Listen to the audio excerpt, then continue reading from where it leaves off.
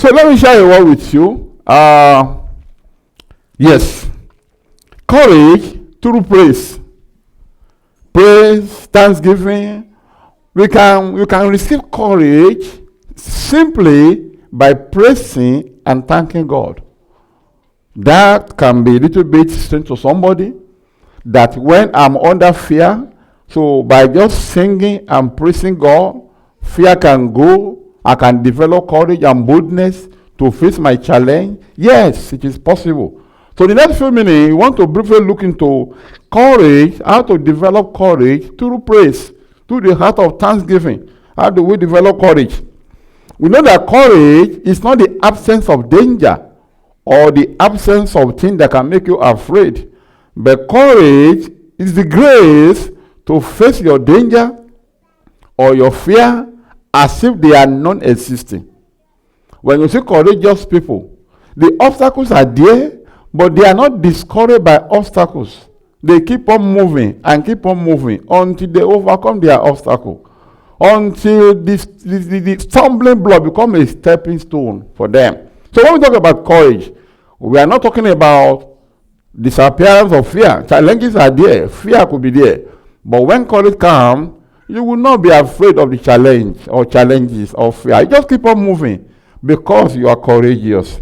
Now, so how could you position yourself through using the weapon of praise so that fear and danger will not be dictating your destiny? It's not very good that all your plans have to be controlled by danger or by fear. It's not very good. It's not very good. So this morning, you want to use the case study of Jehoshaphat to see how this man and the whole of Judah moved to the battle. They know they couldn't fight. They couldn't win. Courageously, they advanced towards the enemy, despite the reality that they were not a match. Where did they get the courage? Simply by using the power of praise, thanksgiving, praising God, singing, and dancing. And from there, courage came. And they started advancing toward the enemy, only to discover that God has gone ahead to put down their enemies. So let's see this wonderful man of God. 2 Chronicles chapter 20, verse 1 to 3 says, it came to pass after this also that the children of Moab and children of Ammon, and with them others beside the Amorite, came against Jehoshaphat to battle. Then there came some that told Jehoshaphat, saying, there cometh a great multitude against thee from beyond the sea on the side of Syria. And behold, they be in Azatama, which is Engedi. And Jehoshaphat feared, and set himself to see the Lord, and proclaim a fast throughout all Judah. So Jehoshaphat received a bad news that allied forces, I call them allied forces, they were coming to attack him. He knew there is no way, he was no match to these people. Now, in verse 21 to 22, 2 Chronicles chapter 20, let's read. When he had consulted with the people, he appointed singers unto the Lord, that should praise the beauty of holiness, as they went out before the army, and to say, praise the Lord, for his mercy endureth forever. When they began to sing and to praise, the Lord set ambushmen against the children of Ammon, Moab, and Mount Seir, which were come against Judah, and they were smitten. So, when these allied forces came against Jehoshaphat, the first thing he declared fasting, and they pray. Then after that, if you read the story very well, 2 Chronicles 20, the Lord spoke that they should advance to the battle. That is wonderful. They should advance. The same enemies that made them afraid, the Lord said, advance towards them. And you are going to see my salvation. How it's going to be, nobody knew. So these people, they received courage. What did they do? They started singing and praising God and thanking God. From there, courage came. The danger was still there. Allied forces, they were still alive. They were still there at the battlefield. So they started advancing towards them. They had no clue how God will send the salvation. So the question is, how did they get the boldness? Because they knew they would not be able to match these people. They got it through power of praise and thanksgiving. As they were singing and praising God, fear disappeared and boldness came. So let's quickly see 7 types of fear that disappear. or the courage that what the courage help them to do. Let's see what happened when they started praising God. Number one, they received courage to face their battle. That was the first thing we discover. They received courage. As they were singing, they were thanking God. Courage came to face their battle. They went to the battlefield. They kept singing as they advanced to the battlefield. That was courage. That was courage. Courage means grace to face your battle. Not that the battle is not there, but courage came to face your battle. So these people, as they were singing and dancing, they received courage. I don't know the kind of battle that you are facing, that probably you cannot escape, and devil is frightening you. I have a good news for you. There's a solution. Not every battle will disappear, but when we have courage to face those battles, the Lord will take over our battle. That's what happened. God does not fight for the people who are coward or the fearful. God fights for those who are very courageous. So Jehoshaphat and his people, they were courageous, they were singing and dancing toward the battlefield, and God took over. If they have not done that, God wouldn't have taken over. So God is not the God of the coward. He's the God of those who are bold, courageous people. So are you facing any battle? In the book of John, chapter 16, in verse 33, this thing I have spoken unto you. Now me, you may have peace. In the world you shall have tribulation, but be of good cheer. I have overcome the world. Instead of you being afraid of the battle, why can't you start praising God and begin to say, Jesus, thank you. You have overcome the world. This is your promise. Blessed be your holy name. Thank you for taking over my battle. Thank you for overcoming the world for my sake. Thank you for overcoming every attack that will come unto me. Yeah, thank you. As you are doing that, boldness will invade your spirit. Are you facing any battle? Are you afraid? In 1 Samuel chapter 17, in verse 47, and all this assembly shall know that the Lord saveth not with sword and spear, for the battle is the Lord. He will give you into our hand. So instead of being afraid of facing the battle, why can't you start declaring and say, Father, I want to thank you for you have taken over my battle. My battle is yours, it's not mine. I give you all the glory. I give you all the praises. That in this situation, you will fight for me. I will be victorious. You bring my enemy down. Thank you, Father. As you are doing that, those are the word of faith. And suddenly, Holy Ghost will begin to embody you. Suddenly, courage will come. Suddenly, you begin to see the greatness of God in your life and around you. And fear will disappear. Once that condition is satisfied, God then take over your battle. Today, I declare the grace to become a threat to your battle, not your battle become a threat to you. That grace shall fall upon you in the name of Jesus. Let's see another one. They also receive courage to face the fear of their limitation. Yeah, it can bring fear. They receive courage when they started praising and dancing and singing. They receive courage because don't forget they didn't run away from the battle. The Jehoshaphat and the people, they marched to the battlefield, had no clue how God will intervene. But they receive courage to face the fear of their limitation. In that 2 Chronicles chapter 20, in verse 12, hear what they said. Hey, oh our God, we do not judge them. We have no might against this great company that come against us. Neither do we even know what to do. But our eyes upon you. See, they knew that they are no match. They can't match these people. They understood their limitation. And that's supposed to make them afraid. But when they started praising God and thanking God, the fear of their limitation disappeared. And the boldness began to start coming up in them. And they started focusing on the greatness of God. So you see, when you begin to thank God and praise God, you are going to notice that it's not about you. It's about your God. Let's see. Are you facing limitation? 2 Corinthians 3 verse 5. Hear what he said. He said, not that we are sufficient of ourselves to think anything as of ourselves, but our sufficiency is in God. Instead of you to focus on your limitation, why can't you begin to praise God? Say, God, I thank you because my sufficiency is in you. Though I have no strength of mine, I have no strength of mine, but you are my strength. God, I thank you. Blessed be your holy name. As you are praising him, thanking him, declaring that God is about your sufficiency, it's not about me. Then suddenly, courage will come. Where do you get courage? Because your focus will move away from your limitation. You won't focus on your limitation anymore. You begin to focus on the greatness of your God. Beloved, that is a wise thing to do. In 1 John chapter 4, in verse 4, Bible says, ye are of God, little children, and you have overcome them, because greater is he that is in you than he that is in the world. You know what it means? What it means is you are not actually limited. Because the one that is in you is greater than the one in the world. Which means when devil begin to tell you that you are nobody, you think you can face them? Devil is telling lie. He's trying to shift your attention away from God that is in you. He wants to focus on you, which is an error. But when you begin to praise God and you sing praises, begin to thank Him and magnify Him, suddenly courage will come, because your focus will be shifted away from yourself. You won't see your limitation anymore. You won't see your low educational level anymore. You won't see that you are nobody anymore. You won't see that you lack support anymore. You begin to see the mighty God in you. And that is where the courage came. That is where Jehoshaphat received the courage from, to go and face enemy. He himself declared, they are mighty. Today, I decree to your life the courage, the spirit of courage, to focus on the greatness of God, not on your limitation, shall fall on you in the name of Jesus. Holy God will embody you so mightily that from now on you will no longer see yourself anymore in the battle, but you will see God in your battle in the name of Jesus. So that's number 2. Number 3, they receive courage to face the possibility of defeat. Yeah, you need courage to go and fight a battle you knew you cannot win.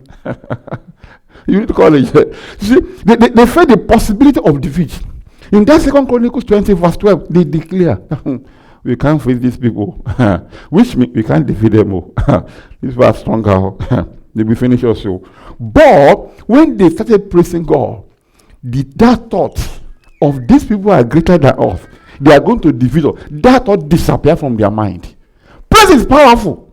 When you begin to magnify God, you begin to declare who He is. Praise is powerful. You are going to discover that your focus totally shift away from all the negative things devil is calling your attention to. Let me tell you this.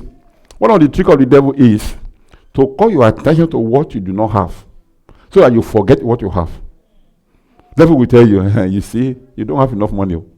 It's true you don't have, but he won't tell you that, but you have God. He won't let you that. He won't tell you that one.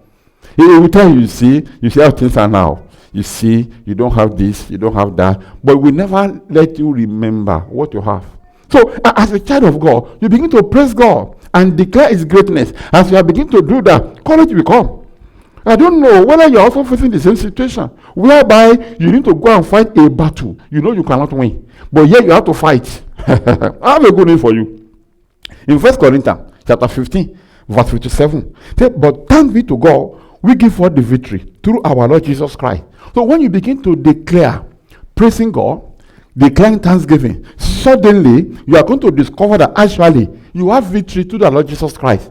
And your focus begin to shift away from yourself onto the Lord. And courage will come to go and fight the battle. You knew you couldn't win, but you now know that you're actually going to win, because it's not about you, about God. In the book of Matthew, chapter 19, verse 26, but Jesus beheld them and said unto them, with men this is impossible, with God all things are possible. Some years ago, I have to go for the interview. I was looking for a job, so I applied for a job somewhere in this country. Actually, before I went for the interview, somebody told me, I'm not going to get the job. And I believe it, one way or the other, because the person actually gave me the reason why I won't get it. You know, I want to encourage you, trying to gather good people around you, people of faith. There are some people, when they speak, they melt away your faith. So, these people, or this particular person, he gave me a catalog of reasons why there is no way I won't get that job. I was believing him, but I thank God for the grace of God upon me. So, I went for the interview. He said, going to fight a battle. You yourself knew you are not going to win. But eventually, I passed the interview. The guy nearly committed suicide, because he couldn't believe it. He was so angry that all he has prophesied, none of them came to pass. Beloved, when you begin to praise God and magnify Him, your focus will change. You will shift your focus away from you fighting your own battle that you know you cannot win. You focus on God that can never lose a battle. I'm praying for you this morning, the grace to focus on the greatness of God in the part of your life shall fall upon you in the name of Jesus. Amen. Number 4, they receive courage to face the fear of number.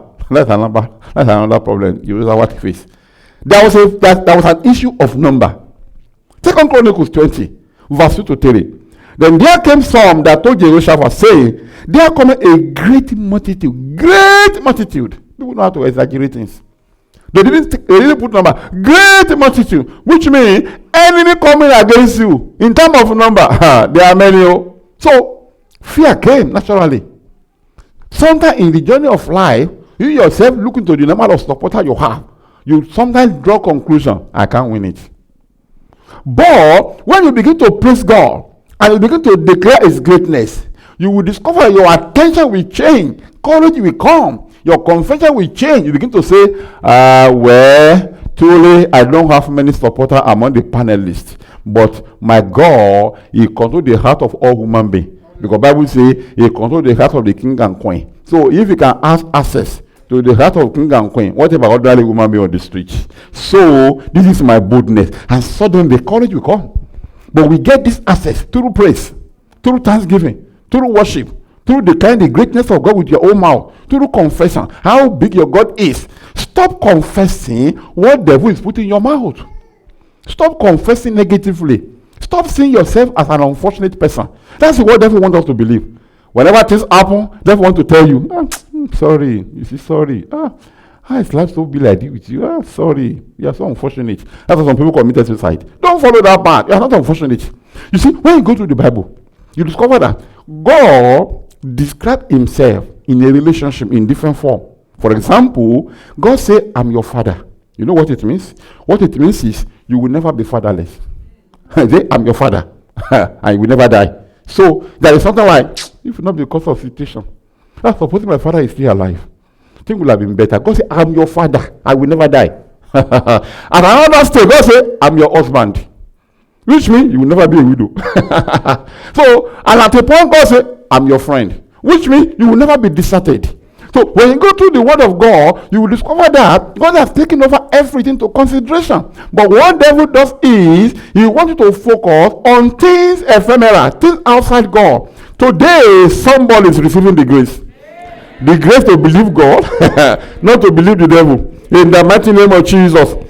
In 2 Kings, chapter 6, 15 to 16, the Bible says, and when the servant of the man of God was risen early and gone forth, behold, an host compassed the city, both with horses and chariots. And the servant said unto him, Alas, my master, how shall we do? And he answered, Fear not, for they that be with us are more than they that be with them. Which means, as a child of God, you will always have more supporters. Amen. So, the fear of number should not arrest you.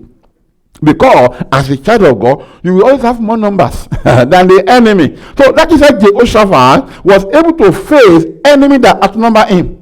Because he knew the secret. He started praising God. And from there, the attention was shifted away from the desire of the enemy. In the book of Hebrews 12 verse 22, book of Hebrews 12 22 say, Ye came unto Mount Zion, unto the city of the living God, the heavenly Jerusalem, to an innumerable company of angels. It's beautiful. Bible call it innumerable number, which means the number of angels available to serve you is more than the number of the population of the whole world. That is why there is no battle you cannot win. You will always have more supporter. And you go to the Bible, just one angel. You know the story, Isaiah 37. Just one angel God sent into the camp of Sennacherib, and one angel killed 185,000. I don't think you have up to 185,000 enemies. I don't think so. So just one angel killed 185,000. Those who came against Israel. In the book of Isaiah 37, just one angel. But Bible is now saying you have access to innumerable number. That's beautiful. Beloved, today you receive the grace to focus on the greatness of God, not on the greatness of your enemy. In the mighty name of Jesus. Some times ago, a man of God told us a story. I can use it to encourage you. This man of God was traveling and was inside a plane. And suddenly, the pilot declared that things are not well. That anything can happen. That is, this plane may eventually crash. And then no matter how strong you are, when you hear such things, it is well. Fear will grip your mind. So the man of God said, fear grip his mind. Because if the pilot can declare that things are not out of control, then it is a serious matter. But the man of God said, suddenly, God opened his eyes and called his attention to look through the window inside the plane. And he saw with his own eyes an angel holding one of the wings of the plane. Wow. He said it was the only one that was able to see it. So when he saw it, he opened it. What is this? He said that is how the plane landed safely. Beloved, we have access to so many heavenly resources. There is no way enemy can outnumber your supporter. It's not possible. Today, you receive the grace. The grace to focus on the greatness of God, not on the grace of your enemy. In the mighty name of Jesus. Okay, let me give you number 5 because of time. Number 5, Jehoshaphat. We are talking about courage through thanksgiving, through praise. They receive courage to face the fear of possibility of losing their inheritance. You see, sometimes the fear of losing your blessing can be so great. So when allied forces came against Jehoshaphat, they knew their plan. They have come to take over their land, take over their possession. They knew. They knew. So fear was there. God has given all this blessing. How can this group of enemies take them away? But when they started praising God and worshiping Him, declaring His beauty, courage came to shift their attention away from the enemy succeeding, taking over their blessing. Courage came and they started thinking differently. That he that gives blessing is able to protect the blessing. So they focus on God that gives the blessing, not the thief threatening to steal the blessing. Some of us we make a mistake. We focus too much on the thief that want to steal. We don't focus on the God that gives the blessing. The one that gives the blessing, He can take care of the blessing. He can protect it. He has given you the job. He will protect the job. Nobody can take it away. He has given you a house. He will protect it. No, they won't take it away because you won't pay mortgage. You will pay mortgage. And you will pay more mortgage so that you can take it over quickly. So, in the book of James, chapter 1, verse 17, James 1:17 says, every good gift and every perfect gift is from above. So, if you are facing a threat of losing the blessing God has given you, why can't you begin to praise Him? Say, Father, I want to bless your name. Because every good gift and perfect gift is from you. You are giving the perfect blessing. Thank you for this blessing. Maybe it's your car they want to take away. Thank you for the car you are giving me. And I know whatever you give, you can protect. Thank you because you are going to protect my car. No thief can take it away. And as you begin to do that, courage will come. Fear will disappear. And your attention will be shifted away from focusing on the thief. You begin to focus on the God that gives the blessing. In Psalm 121, the book of Psalm 121, verse 7 to 8 say, the Lord shall preserve thee from all evil. He shall preserve thy soul. The Lord shall preserve thy going out, thy coming in from this time forth, even forevermore. Bible says God will preserve you and all that is yours. Can't you trust that one? Some of us will find it easy. You know, I've been saying it, and I want to say it again. I don't know why it is like that with us, but that is the reality. You see, we find it so easy to believe bad news than good news. I don't know why. When you tell a sister that is sick, that sister, God told me that you are going to be well very easy. You are going to be well by this time next tomorrow. So I will say, are you sure? But tell the same sister, sister, this is your sickness. It's a terrible thing. Say, yeah, you are right. You are right. It's terrible. It's terrible. People find it very easy to believe bad than good news. So here, the Bible is saying, God will preserve you. Can't you believe it? When the devil is threatening that I'm sending thief to steal your blessing, can't you say, God, I want to thank you. I bless you because you will not only preserve me, you will preserve all you are giving unto me. Blessed be your holy name. As you begin to worship Him, calling will come. I think I will be shifted away from the thief. You begin to focus on the God that gave the blessing. Today, somebody is receiving the grace. The grace to focus on God. God that protect, God that preserve, in the name of Jesus Christ. From now, you won't believe devil anymore. And from now, you won't believe bad news anymore. You are going to begin to believe good news. In the name of Jesus. To tell somebody, when you tell some people, it has happened to me several times. You tell somebody, some people some good news, they are all these fake prophets. Why do you say somebody is a fake prophet? By telling him that all is going to be well with you. But tell him that the witches in your village, they're about to kill you. Yeah, they killed my brother. You're right. Number 6. Jehoshaphat, they received courage against the fear of death. They knew enemy has come to kill. But yeah, they went to the battle to face the same enemy. How is it possible? You know you can't fight this enemy. And yet, you march to the battlefield against the same enemy. They are deadly, they are going to kill. Where do you get the courage? Because they were praising God. 2 Chronicles 20 verse 1. You're going to pass after this that the children of Moab, he mentioned all of them, they came against them. They are going to kill. But when they started praising God, courage came. With courage, they no longer have fear of possibility of death because they begin to focus on God that gives life and protect life. That's what praise does. When you begin to praise God, you see, your focus begin to focus on the greatness of God. You see the bigness of God even around you. You will notice it. I can't tell how many times, but it has happened to me many times. Sometimes I will be alone, praising God, just pray, just praising Him. I begin to feel the presence of God around me. Sometimes I just begin to feel that something is coming upon me.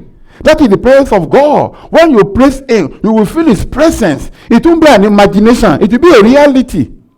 But this will not be possible. This experience will not come if your focus is on the fear and negativity. Devil is showing you. So the Jehoshaphat, they received the courage to face the fear of death. In the book of Psalm 118, in verse 17, Bible says, I shall not die, but live and declare the works of the Lord. If you are facing the fear of death, why can't you begin to declare this? Say, God, I thank you. Blessed be your holy name. Because your word says, I'm not going to die. I'm going to live. And I'm going to declare your work. And the work of your hand, you will preserve me. So that life will see. People will see your work in me. I thank you. Can't you do that? As you begin to praise God, declaring that He has given life, He will protect life, then courage will come, fear of death will disappear. In 1 Corinthians chapter 15, from verse 55 to 57, Bible declares we have victory over death. So when you receive a report that something is going on in your body and can lead to death, why can't you begin to say, Father, I want to thank you because you are giving victory over death. As you begin to focus on that, you are begin to shift away from the fear of death to the power and the greatness of God that gives life. I was talking with a pastor some time ago. And he shared with me a testimony of one of the members of his church. This particular member of his church had a particular sickness and she needed to go to the hospital. And she was afraid to go to the hospital. Pastor, you need to go. She was so afraid because somebody has told her that somebody had the same sickness and this is what happened. So she was afraid to go to the hospital. So, fortunately, there's another sister from the same church also who used to have similar problem, and she went to the hospital. The operation was successful and she was okay. So the pastor now connected that sister to this woman. So the sister now shared the testimony with her that she went to the hospital, men of God prayed with her, and everything was okay, and today is okay. That's when the sister now received the courage to now go to the hospital. Before, they have been telling him, if you go, you won't come back alive. I mean, no way, you are finished. So, and devil actually went to kill her by not going.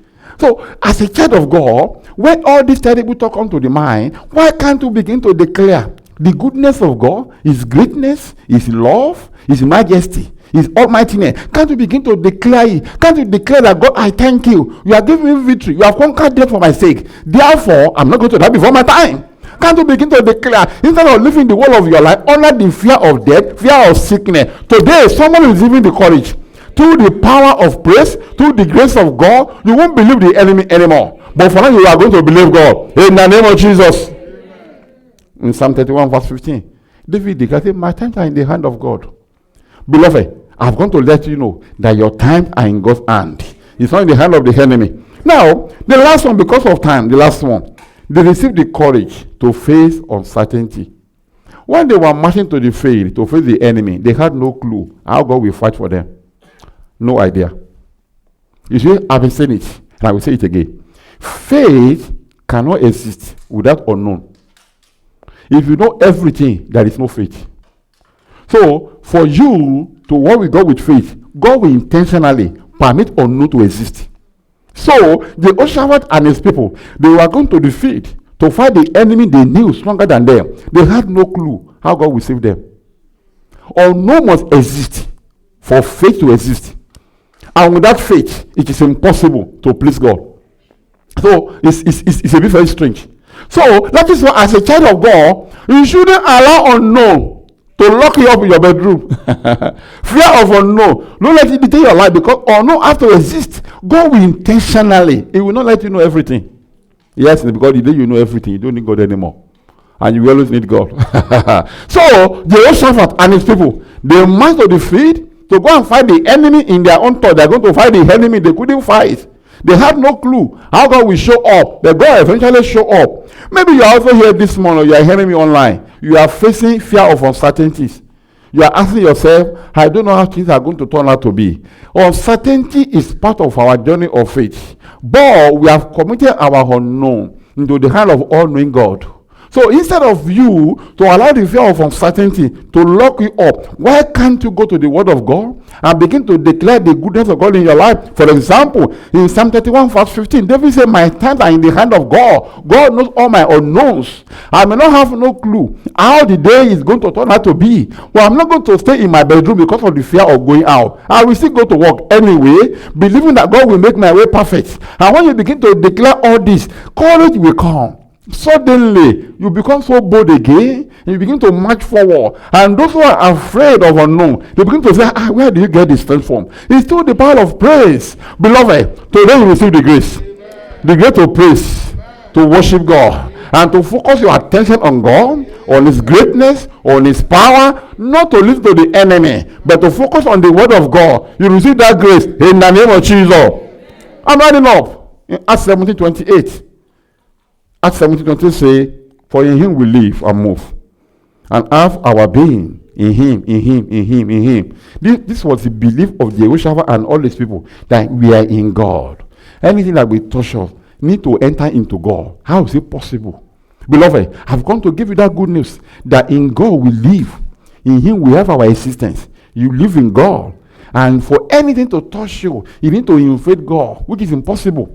So anytime you face issue of life, learn how to praise God. When fear comes into your mind, when you have the fear to abandon a good project, why can't you begin to praise God and believing that that whatever God has started in your life, He will complete it. Suddenly courage will come. Praise give us courage. Thanksgiving give us courage. But when we begin to sit down and begin to ruminate over issues of life, and we are worried, we have concern, we are afraid, then our faith begin to melt away. And that is why we begin to see wrong revelation. I have so many people that and people say, Pastor, you know what? I have a terrible dream. I always ask, what were you thinking before you sleep? Let's sort it out. What were you thinking? Hey, you said a woman being now. What were you thinking? Because if you have been thinking negatively, you have opened up your spirit to demonic manipulation. Once you sleep, you are going to see terrible things. I've heard of so many couples. Like, Pastor, come and see. I saw my husband sleeping with another woman in a dream. Say, maybe you have battle with your husband before you sleep, and you didn't even forgive him. Once you have gone to the bed with unforgiveness or with bitterness, then you open up your spirit. Then we begin to be different kind of revelation. Beloved, by the grace of God, from today you receive the grace. The grace to trust God, to focus on God, to trust the Word of God, not the word of man. To focus on God, not the devil. You receive that in the name of Jesus.